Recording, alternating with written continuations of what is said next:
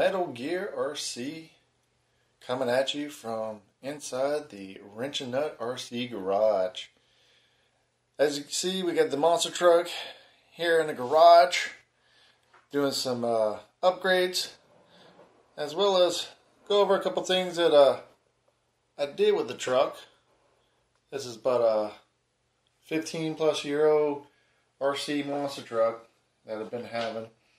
And I slowly made some modifications to it as things either broke or I didn't like how it was, so I modified it as I usually do with all my RCs. I'll start off with the main part, the power plant. And here we got the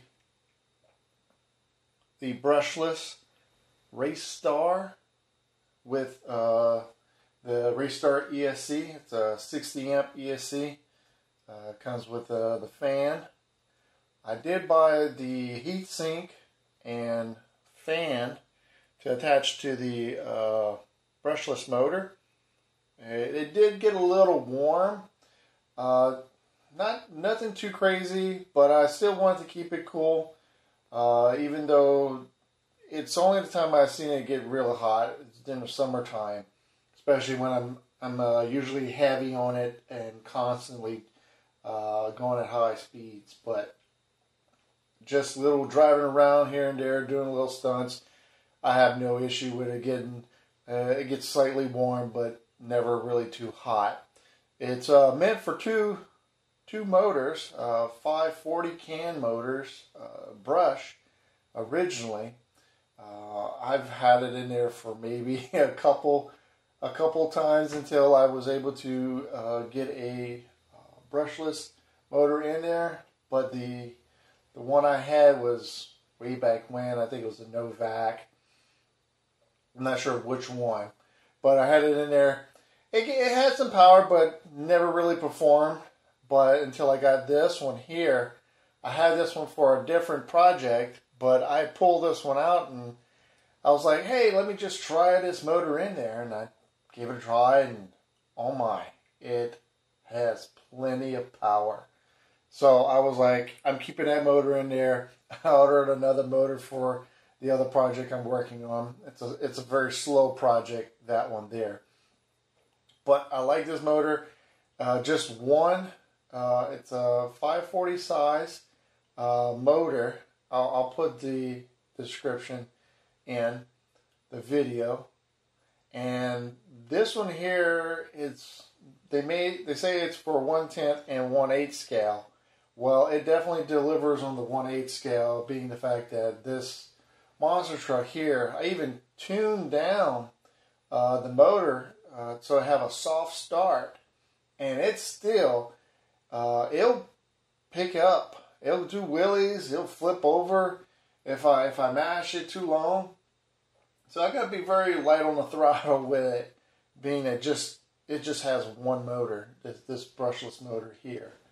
The other thing that I did, it broke, was the drive shafts, and I kind of expect that with this motor here being. So the original drive shafts that it came with snapped. Well, one of them did, and it was the back one. The back one snapped. So being the fact that this is a 6mm shaft, and a lot of them out there were 5mm.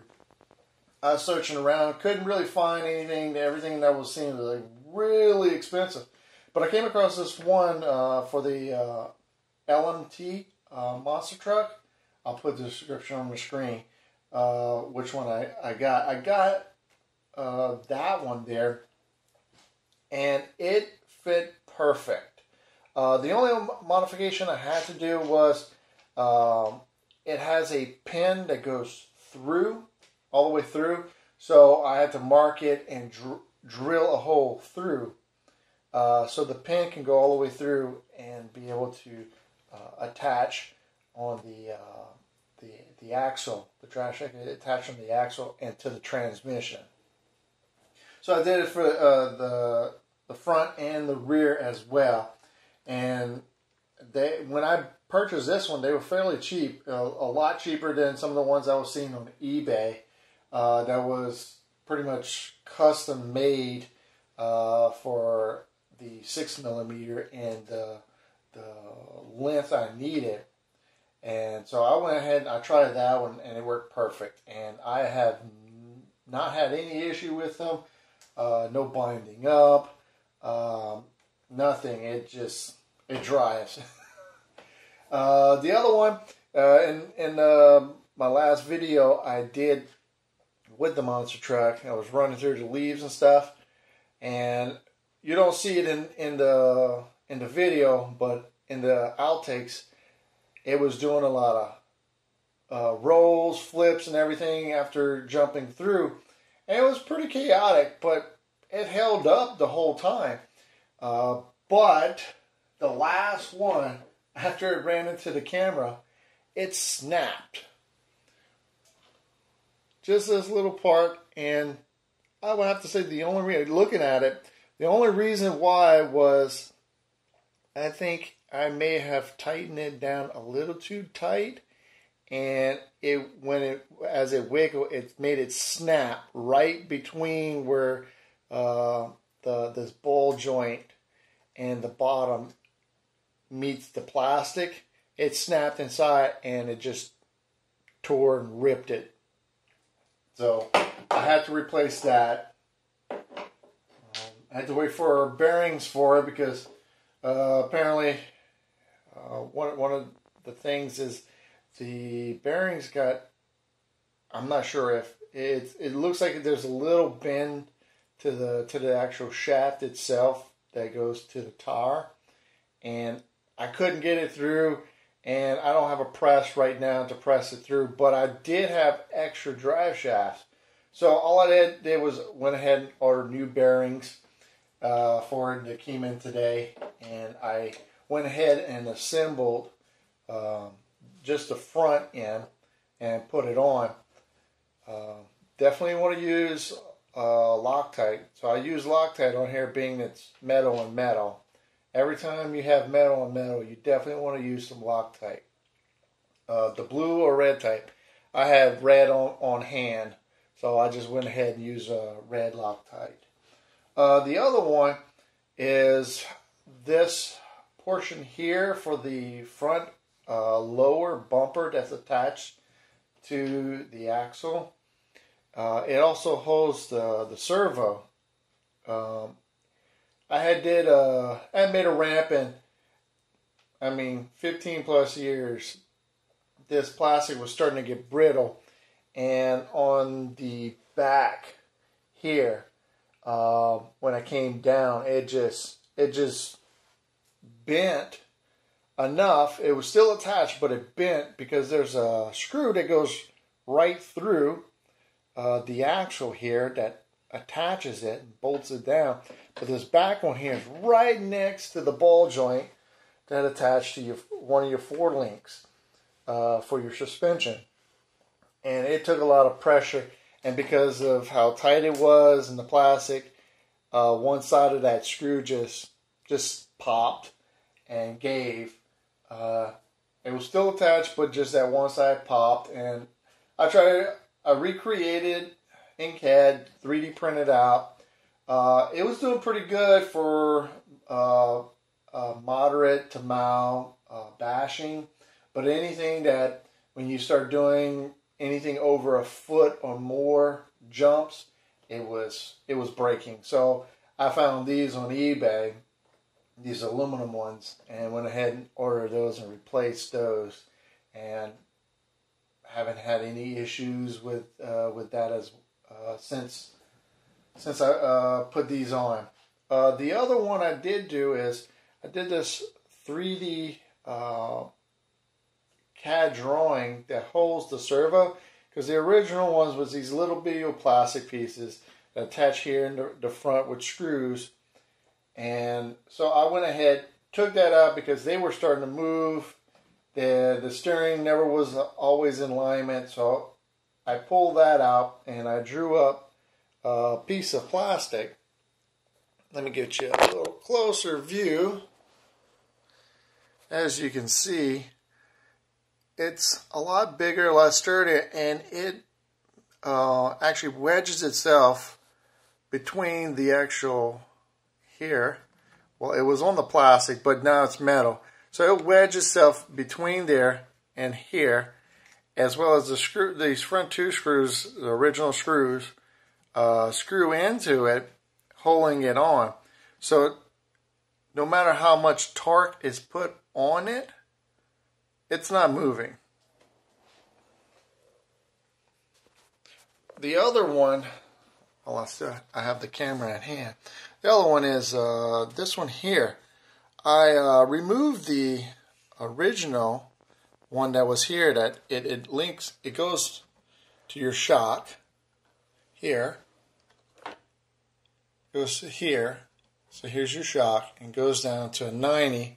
That goes down to your axle. So it delivers the weight onto the shock.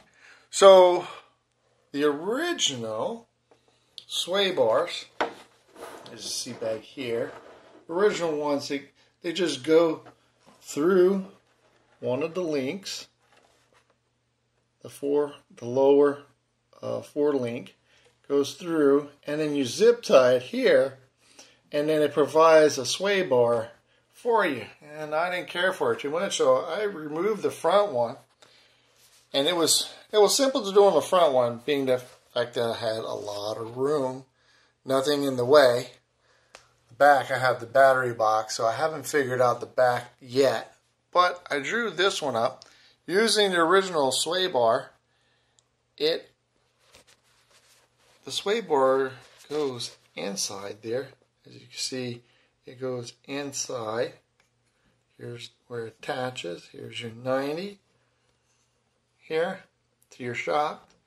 And the sway bar, it just goes inside. No screws, hole in, no nothing. It's just from the actual 3D print. It's kind of wedges itself in there. And because of the back, how wide it is, it stays in there. It doesn't move. I've been driving this thing for over a year like this, and hasn't popped out, hasn't had any issues. It works as planned. So I like that one there. I think that's about everything I've done to this truck, modified wise. Besides, I have the servo in front and rear, so it is a full 4-wheel steering. I did use, because I use a large 3-cell, 3S LiPo battery in it. I couldn't use the regular strap. It was a little too high, so I had this strap from my FPV quads that I used to hold the battery in. So I used that here. And because of the battery box is in the way, I couldn't do the same thing with the sway bar in the back. But I'm still trying to figure out how I'm going to do that one. And I might do something similar to more of the modern monster trucks, where it comes out but on the back end, and then comes down and attaches to here, providing that sway bar support. But that's it for the Tamiya TXT-1 monster truck. I'm going to be finishing up the front and doing the rear as well. One of the other things I've been working on is this guy here. I printed it up last night, and this afternoon I was able to paint it up. Let me see if I can get it into the shot. So it's modeled after the Predator generator.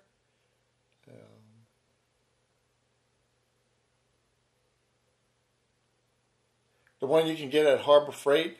So someone drew it up and put it on Thingiverse. I'll go ahead and link it in the description below if you want to get the file and 3D print it yourself.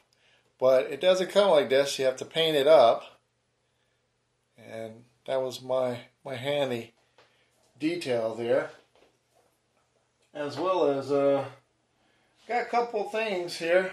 These tires, you're probably seeing on my Facebook page. Love these little tires. I know a couple other people love them as well. But that's for a little project I'm coming up. I want to do. It'll be a video later down the road.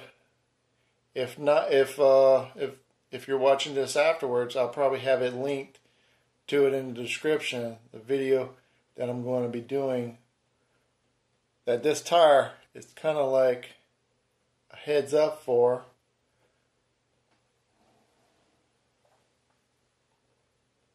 But I think that'll be it for today. That's all I have. So I'm going to be finishing this up. Got a couple other things, and you had a little sneak peek of what is to come. Thanks for watching. Like, subscribe, share with friends, family. It's an awesome hobby to get into. Till next time. どうもありがとう。